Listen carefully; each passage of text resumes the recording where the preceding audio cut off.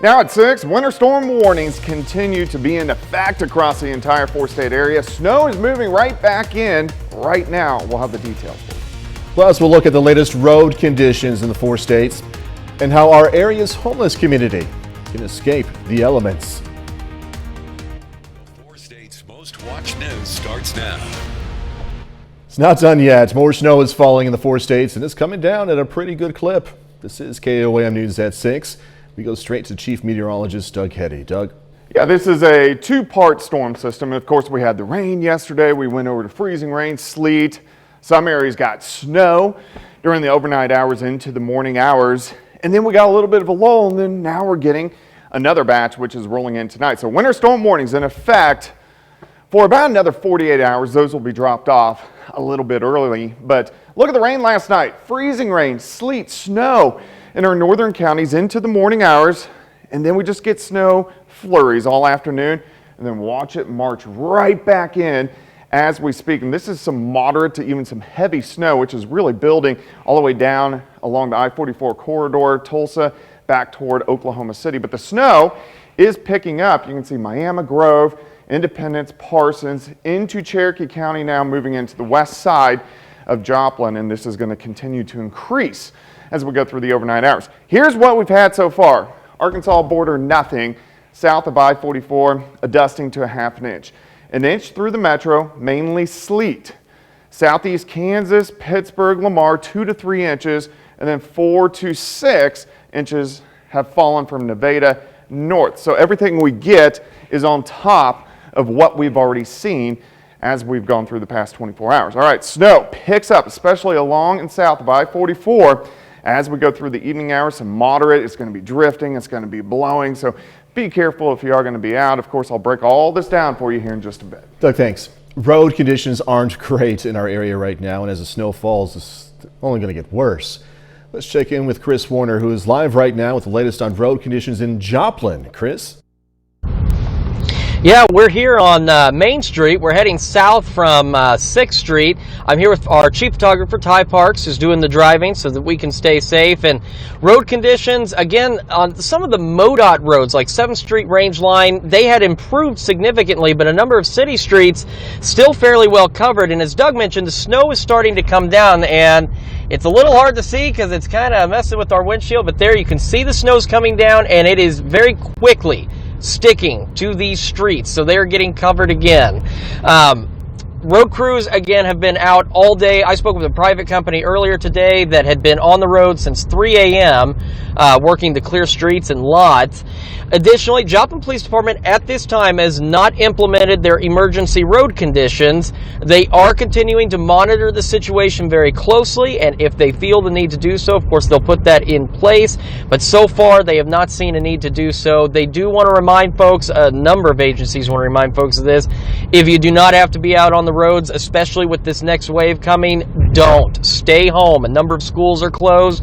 Good reasons to just stay indoors. Additionally, you want to make sure you've got an emergency kit in your car.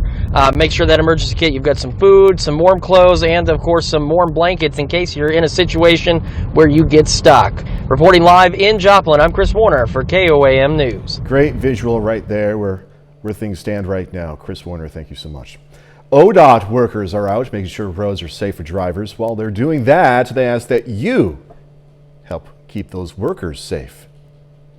To stay behind the trucks at least 200 feet, that it allows the material to settle and not bounce around too much. And obviously, you don't want it to bounce into your car.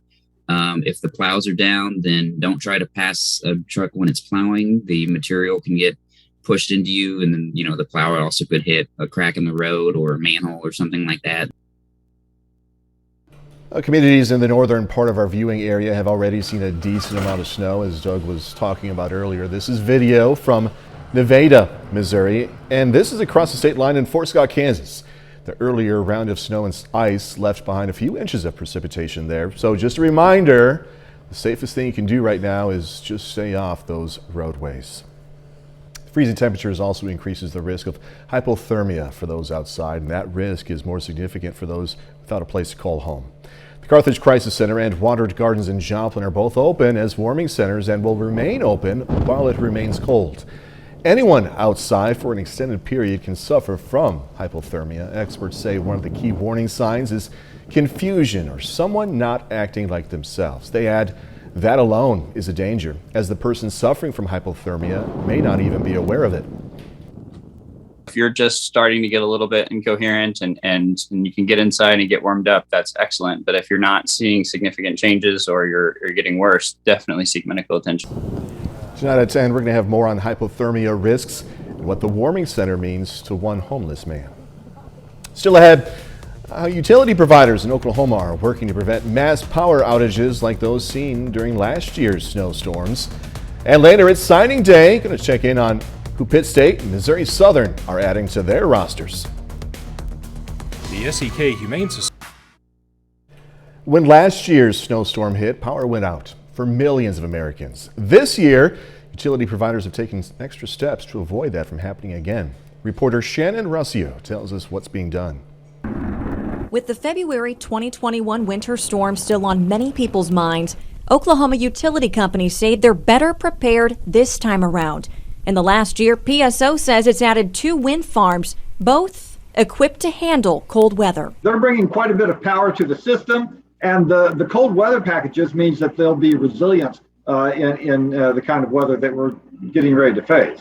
OG&E, which primarily serves Oklahoma City, says it's also made changes, like enhancing power lines and adding what it calls smart technology. It can identify when a circuit has gone out, and it can reroute power to a different circuit if another circuit is available to provide power. Similar technology is already in play for PSO customers in Green Country. Wayne Green says the company now working to apply it more broadly across the system. And also we have a better information about where the break is so that we can go deal with it. While both companies remain optimistic with this upcoming storm, they still want people to be prepared for the unknown. Both companies say that if you do lose power and have to leave your home for any reason, to check the road conditions and have an emergency kit in your car with things like an ice scraper, some blankets, and a first aid kit with things like jumper cables. The good news, PSO and OG&E say there's enough supply to get through this week's weather. Again, that was Shannon Rossio reporting. Later, Kansas City Chiefs General Manager Brett Veach talking about the team's future. Plus, snow continues to pick up outside. I'll give you all the details coming up. Winter weather. February 13th.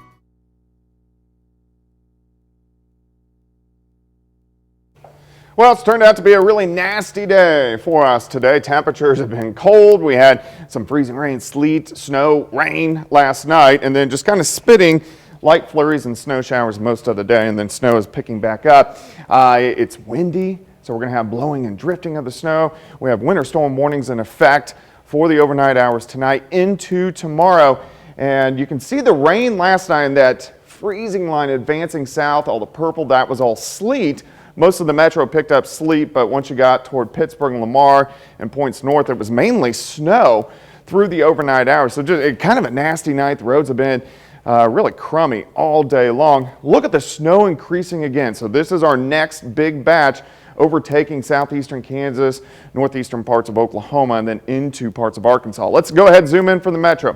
Here's Pittsburgh through Joplin, so you can see the moderate bands where you see the darker blue starting to kick in all the way down I-44 near Miami. On the Kansas side, a little bit lighter, but still some pretty good bands out toward Fredonia, Independence, Parsons, over toward Columbus. Let's track a little bit farther south. Look how the snow intensity picks up along the I-44 corridor down toward Tulsa, and then once you get into a little bit of warmer air, it switches over to very heavy sleet once you get into northwestern Arkansas.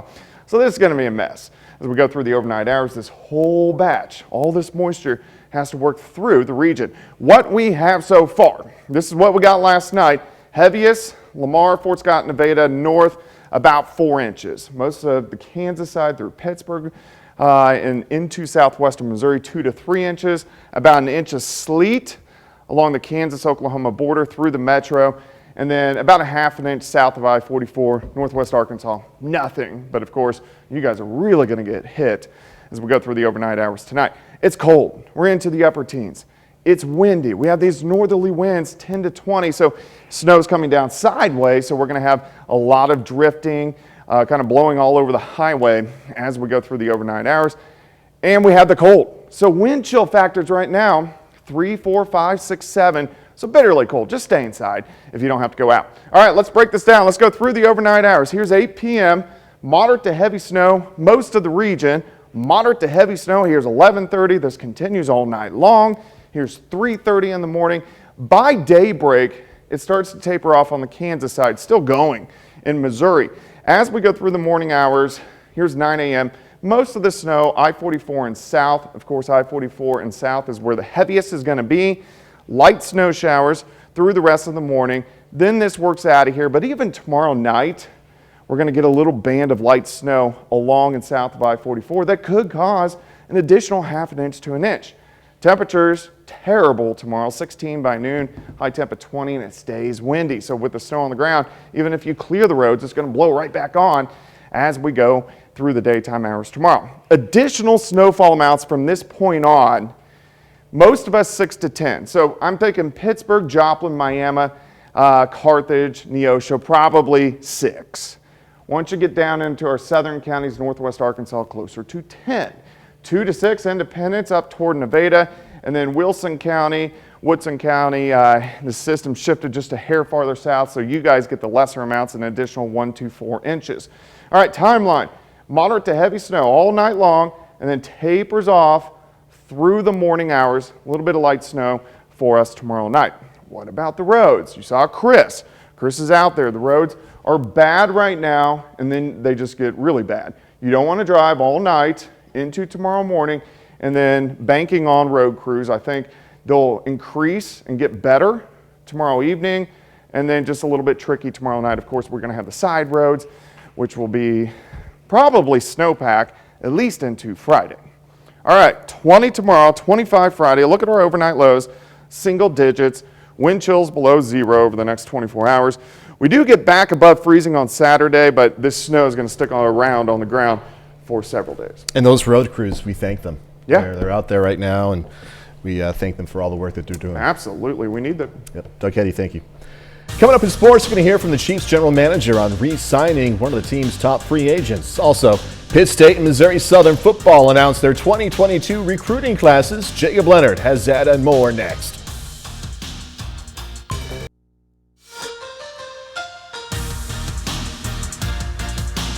Today is National Signing Day for high school football players all across the country. The Pittsburgh State Gorillas announced their 2022 recruiting class this afternoon. That class consists of 30 players, 20 high school recruits, and 10 transfers. Among the high school group, Pitt State's bringing in 3 local kids in Frontenac's Lane Franklin, Girard's Brecken Troike, and Columbus High School standout Cody Schock. Head coach Brian Wright says the focus in this year's class is getting guys who are fast, athletic, and can do a bit of everything. The guys that we brought in, we wanted to make sure that they were versatile guys. You know, if we had some defensive linemen that we're bringing into this program, that, you know, they could help us on the edge. If we were bringing wide receivers into the program, they were going to help us as inside and outside receivers, and really felt like we did that. With the graduation of a few of our guys from last year, we felt like we had to get a couple older guys in here, and we did that at those positions. You know, the running back position, the wide receiver position, and at defensive end, a corner. And so we felt like we accomplished that, and we just brought a lot of good high school football players in here that we think are going to develop into great players. Missouri Southern also announces its recruiting class today. The Lions' 2022 class consists of 37 high schoolers and 4 transfers. 3 of those high schoolers are local guys, Joplin's Jet Steele and Lamar's Mason Gastel and Trace Wilhite. They went heavy on the interior with 8 defensive linemen and 6 O-linemen. I think you have to find guys, number one, that can run, athleticism. So like if you look at our class, you're going to see a lot of DNs, you're going to see a lot of long, lean bodies that can run, that are physical. You also have to find not only guys that can run, but guys that can run and have growth potential. I'm looking for trailblazers. I'm looking for guys who want to start something. These are the guys that are going to propel us to where we want to be, and that's in the upper echelon of the league. The Kansas City Chiefs saw their season end in the AFC Championship game last weekend. The Chiefs fell to the Cincinnati Bengals 27-24 in overtime Sunday, ending the season and beginning the off-season. Kansas City was 12-5, won the AFC West for the 6th consecutive year. Now they turn their attention to the off-season. They got some big-time players who are now free agents. That includes safety Tyrann Mathieu, who's been a Pro Bowler in all 3 seasons he's played in Kansas City. Before the season, had a chance to talk to Tyrann and his agent, and we got to the point where we said once the season ends, we'll be able to, look at the landscape and where it's going to be at once we get to this point in the 22 off season and where it's going to be in 23, and we'll work through that. I know certainly Tyrann wants to be here and play here and loves it here, and we certainly feel the same way. We love him. The Missouri Tigers are trying to find a little traction right now in the SEC. The Tigers have lost 3 straight and enter the day with a 2-5 record in conference play. Mizzou at home against Florida this evening. It was back and forth the entire second half, but the Tigers fall in a close one, 66-65. It's their second 1-point loss in the last week. Ronnie DeGray III comes off the bench, scores a team-high 13 points in this one for Mizzou. And that's a look at sports. We're back with more news after this. Take time now to honor a local veteran, Private First Class Max French, served in this Army during the Korean War. He's from Riverton, Kansas, and we are proud to thank and salute Private First Class Max French, tonight's 4-state hero. Here's a look at what's coming up tonight. KOAM News at 9 on Fox 14 as another police hero is laid to rest. A nationwide rise in crime prompts action by the White House and lawmakers. Also, a complaint by a group of U.S. Navy SEALs is alleging punishment for refusing coronavirus vaccinations. And imagine living in an upside-down house. Gonna visit one. That, of course, much more coming your way tonight. KOAM News at 9 on Fox 14. Brave responders arrived to a raging house fire to help trapped victims make a leap of faith and end up saving their lives. Jeremy Roth has today's Take a Look at This. Tense body cam video captured responding deputies in Illinois breaking the fall of a woman jumping from a raging townhouse fire. 3 Kendall County deputies were first on the scene of the complex fire in Montgomery, where 2 people were reported trapped upstairs. We both knew at that point that this was a life or death situation. There was a ton of smoke. It was hard to see. And then I noticed the first victim starting to come out of the window. The force of the woman's 20-foot jump knocked the deputy to the ground. Moments later, a second victim can be seen jumping from the flaming window. The deputies rushed everyone away from the engulfed building as local fire authorities began to tackle the blaze. The victims, who suffered only non-life-threatening injuries, were later reunited with their dog, who they dropped out of the window ahead of themselves. To see the end result of it, I mean, that's what we both wanted. From braving extreme heat to braving very extreme cold. That's what Navy and Coast Guard divers from California are doing in Minnesota, cutting holes in the ice of a frozen over lake and preparing to jump right in. Being here is definitely different. Organizers say the frigid locale at Camp Ripley is perfect for cold water diver training, even if members of the California-based unit aren't too jazzed about it. And you can see it in the guys' faces when they're about to dive. They're just kind of in their chi trying to figure out how they're going to do this. For Take a Look at This, I'm Jeremy Roth. Man, wasn't that fire something? Yeah, that was wild. Goodness. All right, be careful tonight if you have to go out. Yeah, you don't want to go out. We can actually pull up our tower cam. This is 7th and Rangeline. You can see the snow is picking back up. The roads are back to covered now, and this is just going to be the trend through the overnight hours. Snow continues tonight into tomorrow morning. High temp of only 20. Final sports note quickly. Both Pitt State and Missouri Southern football talked a lot about their local guys they recruited. We'll have that tonight at 10. Nice. All right, thanks for joining us. We'll see you at 10.